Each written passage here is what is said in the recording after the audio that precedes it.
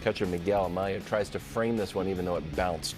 All right, guys, shout out to Rob Freeman on Twitter for the video. Strike. It's a good, give it a shot. Yeah, Wonderful. We're We're going back to Mets Rangers. 1 man on in the 9th. And this would have been a disaster, but guess who's there? DJ Stewart, right into the Caesar Sportsbook. Bang. Nice. Great play. More on this game in a second, Brew. Weird, France Iran. His face. This goes down as a block and a basket. Oh. Does France it go down rolls. to the block? Wow. I think it should. Yeah, it does. Why? I didn't. You know what? Does he It block? probably- So who's he blocked it? He That's not a blocked it, block. and the other guy gets credit for the basket. You can get a block on a made basket. I'll be honest with you, It's Brew. not a block. I didn't research that. Block the France It's a won. basket, no block. 82-55. Probably can't be Yeah. a block and It a can't be a basket. block. I don't know. Wonderful. We're Ooh. back to New York. Walk off. Guess who got hit? That's it. DJ. It was a Stewart. walk-off. And the final wonderful. It's brief, but it did make the broadcast and the U.S. Open social media account. Nick Wright at the U.S. Open. What was going on here? Oh, I was rooting for my guy Zhang. Big underdog. Live bet him from the seats, man. Legalized gambling's the greatest. Why? Can I What's ask a up? question? Why are you the only Because one my whole standing? crowd was rooting for Casper Ruud, but I bet on Zhang because it would have been the biggest moment of his career. So I was rooting against everybody. When Zhang scored a point, I stood and clapped. Casper and then he Ruud. won.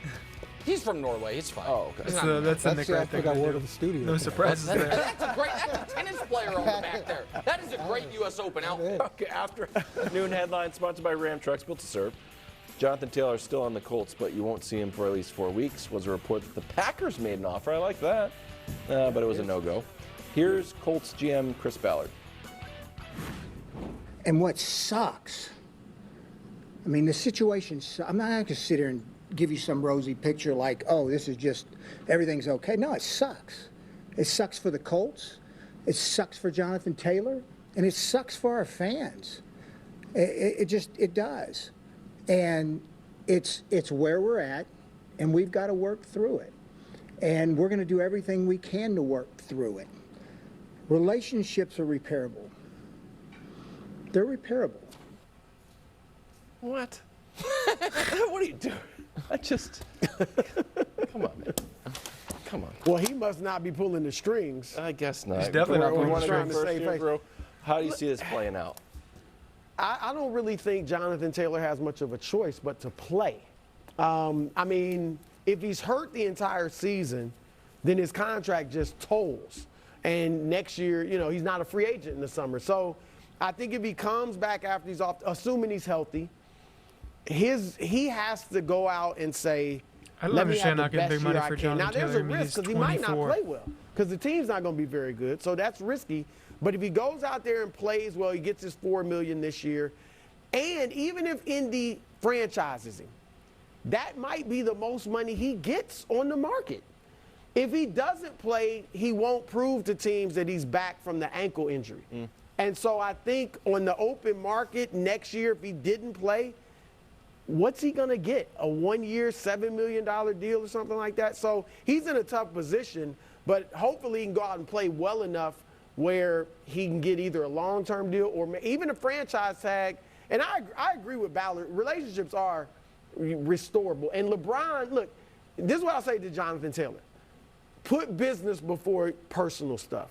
Remember LeBron went back to Cleveland? I mean, the things Dan Gilbert, the owner, said about him were far worse than what Jim Irsay said. And LeBron said, you know what? Business, never personal. And it was the greatest championship of his career.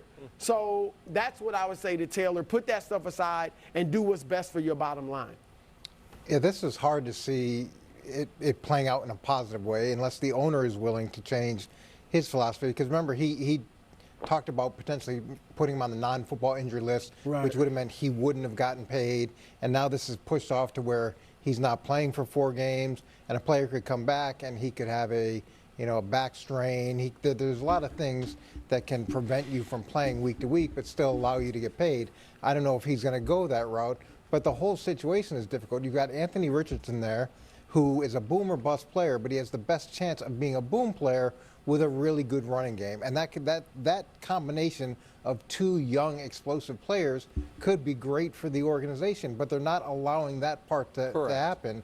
And with Chris Ballard, it sucks, but you're the GM, and everybody's expecting you to make some type of decision or find some sort of solution. Correct, but it does seem like the real conflict is not between Ballard Yeah, just and going Taylor. to It's the between press Irsay and saying Taylor. it sucks isn't going to help And anything. that's a tough one because you have Johnathan Taylor, Thank you. who worked It's his clearly entire life, the was situation amazing there. in college, great player, could have won the Heisman, great player for the Colts. Remember him? He bought the whole team Rolexes when he said on the rushing records, done everything right, and worked really hard to get here. And Jim Irsay, who worked really hard to inherit this team from his dad. And so it's just like I don't know which side I'm going to fall on that. But there's nothing Chris Ballard can do, and I do believe this. Irsay is standing on principle in the worst spot possible. You have finally made a decision that might allow you to turn the page from a stomach punch of Andrew Luck retiring and Anthony Richardson, that draft pick. I don't know if he's going to be great or not, but I know the upside is there. One of the reasons Andrew Luck retired could look great with Johnathan Taylor. was because his whole career didn't have a reliable offensive line or running game, and he got beat up, pardon me. And you don't want that to happen to Anthony Richardson.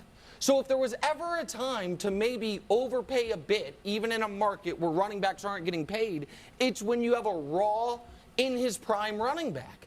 And instead you're going to throw Anthony Richardson out to the Wolves. And so I thought the Colts could have been in a pretty decent position.